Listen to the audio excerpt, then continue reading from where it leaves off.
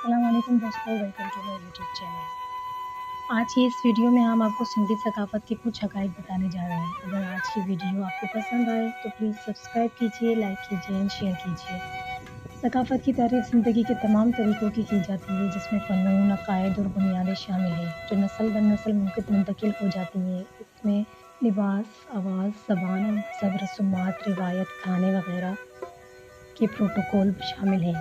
सिंधी सकाफ़त की इब्तिदा सिंधी सकाफ़त अमीर और दुनिया की कदीम तरीन सकाफ़तों में से एक है, जिसकी इब्तिदा 5000 साल पहले या इससे भी पहले हुई तहकीक से साबित हुआ कि इसका आगाज़ मोहनजोदड़ो से हुआ।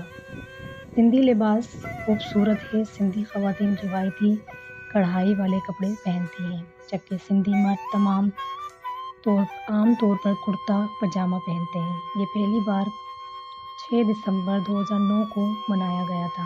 ये कौमी और बैनुल अक़वामी सतह पर मनाया जाता है।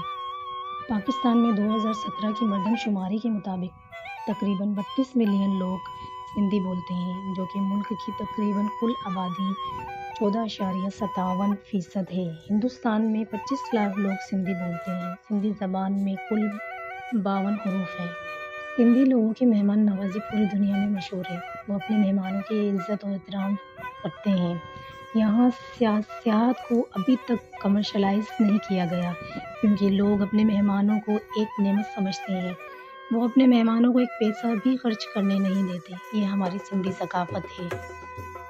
ये सूफ़ियों, मोहब्बत, रोमांस और अमन की सरज़मीन है। सिंध खुशकिस्मत है कि बादशाह शाह अब्दुल लतीफ़ भटाई, लाल शहबाज कलंदर, सज्जल सरमस, अब्दुल्ला शाह गाज़ी और बहुत से सूफ़ी इस इलाके से ताल्लुक़ रखते हैं। शाह अब्दुल लतीफ़ अज़ीम सूफ़ी शायर हैं, जिन्हें शायरों का बादशाह कहा जाता है। सूफ़ियों ने हमेशा अमन, इंसानियत और रवादारी का दर्स दिया है, इसीलिए सूफ़ियों अमन की सरज़मीन बन गई है। सिंधी ज़बान दुनिया की कदीम तरीन ज़बानों में से एक है, जो अभी तक ज़िंदा है।